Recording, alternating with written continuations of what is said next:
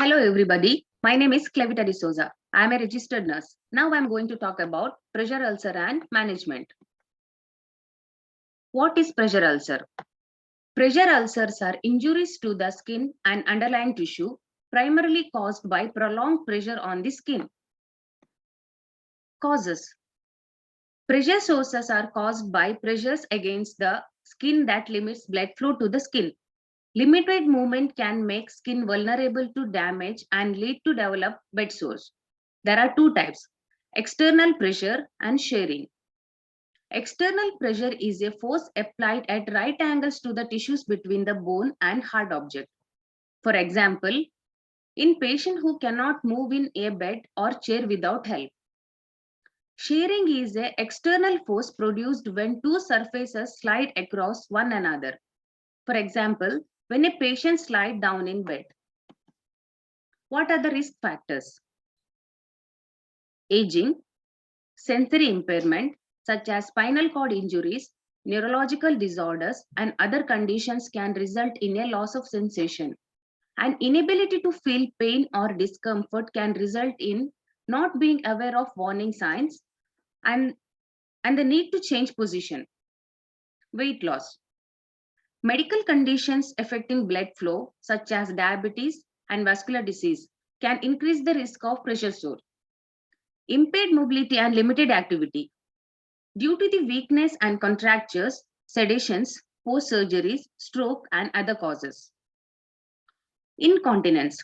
Excessive moisture on the skin due to the factors such as urinary or fecal incontinence greatly increases the risk of pressure ulcers. So moisture-associated skin damage is now reported alongside pressure ulcers. Malnutrition. People need enough fluid, calories, protein, vitamins, and minerals in their daily diet to maintain healthy skin and prevent the breakdown of tissues. Now we will see the pathophysiology. Due to the prolonged pressure and shear forces or frictions, blood vessels will collapse. It will lead ischemia. Also due to the moisture and nutritional deficiencies or altered skin properties due to the spinal cord injuries will cause ischemia. It will lead inflammation and necrosis. It causes cell death. Finally, person will develop pressure ulcer. What are the pressure ulcer sites? Elbow, inner knee, greater trochanter, shoulders, back of head and ears, hip, low back and buttocks, and heel. How can we assess the pressure source? It can be assessed by Braden scale. This is a scale made up of 6 subscales that reflects sensory perception, skin moisture, activity, mobility, friction and shear, and nutritional status, which measures elements of risk that contributes to either higher intensity and duration of pressure or lower tissue tolerance for pressure. Now we'll go to the tools. Sensory perception. The rating descriptions are 4 no impairment, 3 slightly limited, 2 very limited, and 1 is completely limited. No impairment. Here, a response to verbal commands has no sensory deficit that would limit ability to feel or voice pain or discomfort. In slightly limited, has some sensory impairment that limits ability to feel pain or discomfort in 1 or 2 extremities. Very limited has a sensory impairment that limits the ability to feel pain or discomfort over half of the body. In completely limited ability to feel pain over the most of the body. Moisture. Rating descriptions are rarely moist, occasionally moist, often moist, and constantly moist. Rarely moist it's rated as a 4. Skin is usually dry. Linen requires changing at routine intervals. In occasionally moist, skin is occasionally moist, requiring an extra linen change approximately once per day. Often moist, Skin is often but always moist. Linen must be changed at least once per shift. Constantly moist. Skin is kept moist almost constantly by perspiration, urine, etc. Activity. The rating descriptions are walks frequently, walks occasionally, chair fast, and bed fast. Walks frequently. Walks outside the room at least twice a day and inside the room at least once every 2 hours during the working hours. Walks occasionally. Walks occasionally during the day, but very short distance, with or without assistance. Spends the majority of each shift in bed or chair. Chair fast patients. Ability to walk severely limited or non existent. Cannot bear their own weight and must be assisted into chair or wheelchair. In bed fast, patient will be completely confined to bed. Mobility. Rating descriptions are no limitations, slightly limited, very limited, and completely limited. No limitations. It makes major and frequent changes in positioning without assistance. Slightly limited makes frequent though slightly changes in body or extremity position independently. Very limited makes occasional slight changes in body or extremity position but unable to make frequent or significant changes independently. Completely immobile does not make even slight changes in the body or extremity position without assistance. Next is nutritional. Rating descriptions are excellent, adequate, probably inadequate, or very poor. Excellent, eats most of every meal, never refuses a meal. Adequate, eats half of most meal, eats a total of 4 servings of protein each day. Occasionally refuses a meal but will take supplement if offered. Probably inadequate. Rarely eats a complete meal and generally eats only about half of any food offered. Protein intake includes only 3 servings of meat or dairy products per day. Very poor. Never eats to complete meal. Rarely eats more than 1/3 of food offered. Friction and shear. Rating descriptions are no apparent potential problem, and problem. No apparent problem is rated as 3. Here, moves in bed and chair independently and has sufficient muscle strength to lift up completely during move. Maintains good position in bed or chair all the times. Potential problems.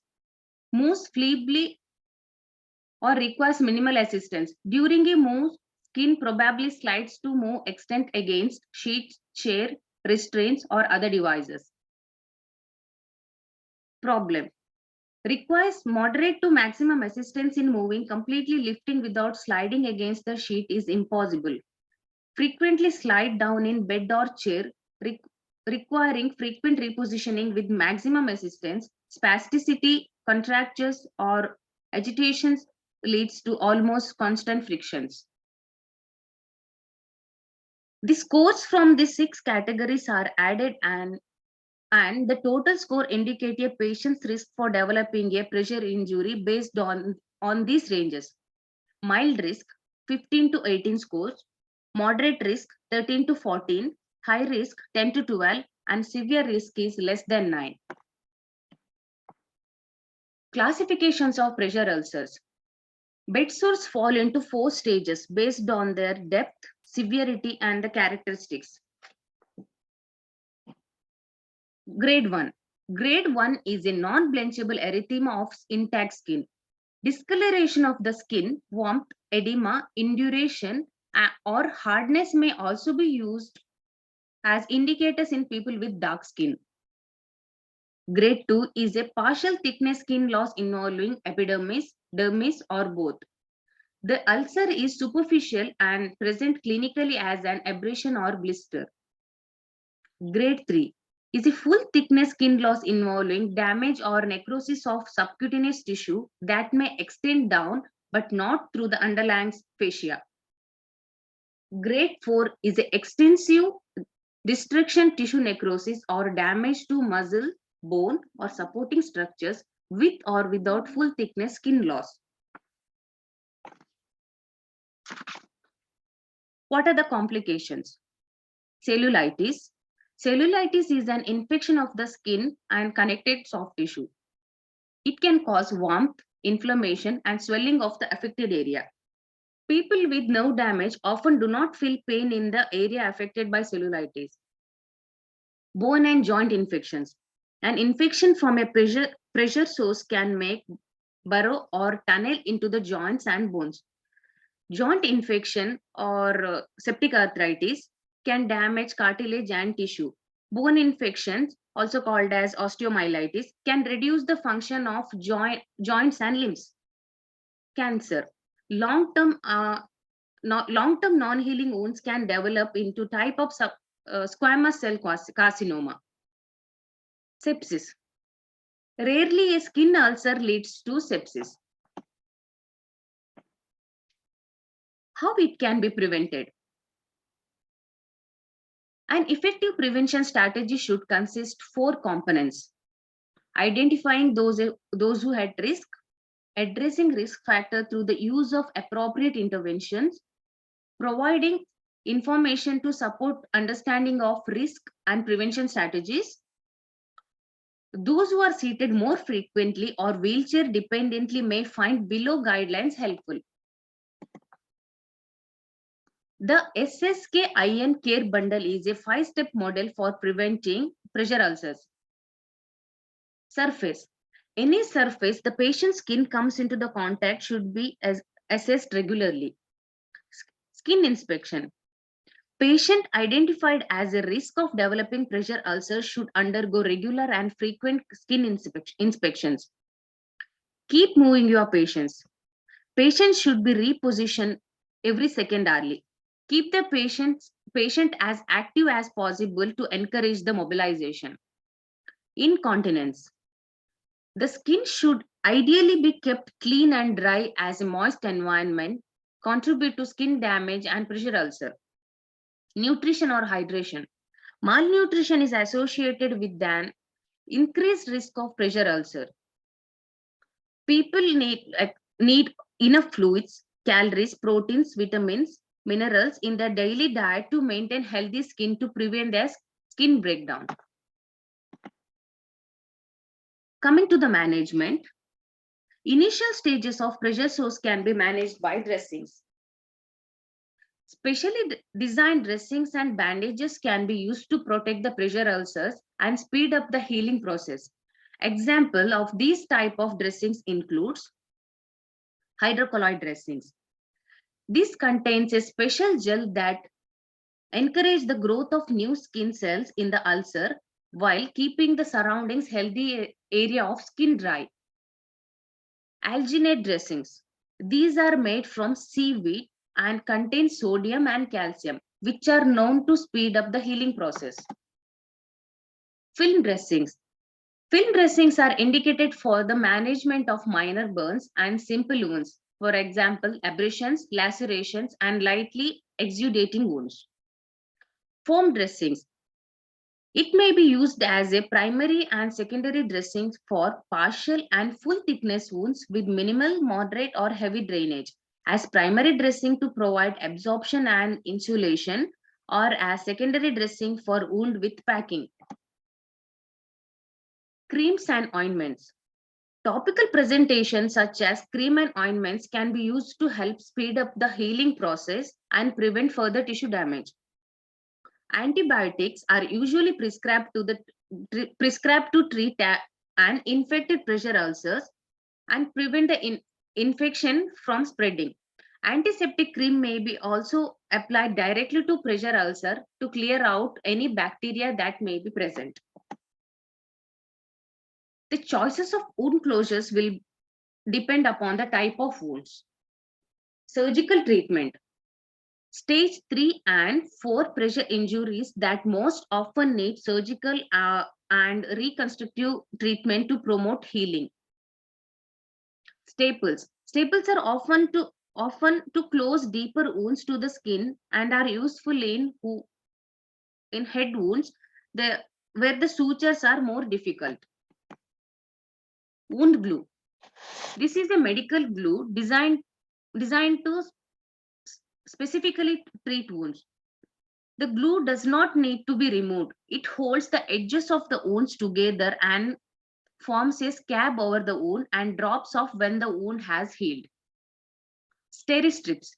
Strips should be left in a place 1 or 2 days. The strips can be removed at home. Ideally, you, sh- you should wet the wound for 10 minutes, and then carefully remove the strips, peeling each end towards the wound.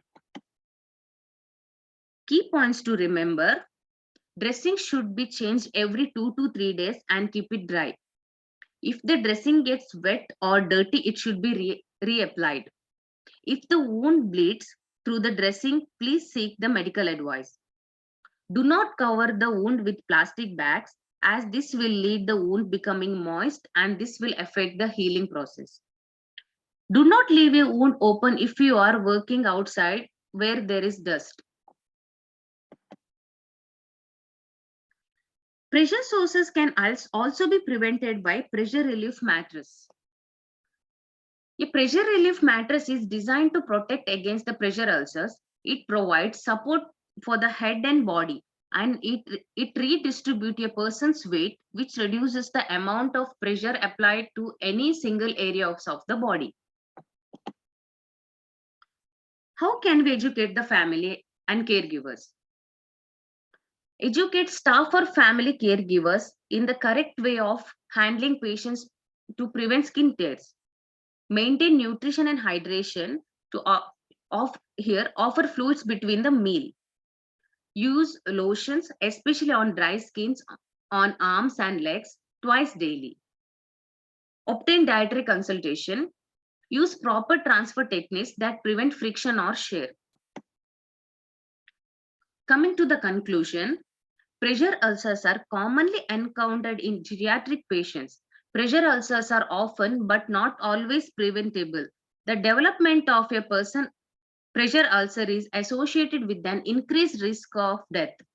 Certain well-recognized risk factors such as immobility, incontinence may predispose to the development of pressure ulcers. Consequently, risk factors modification is an important aspect of prevention and treatment.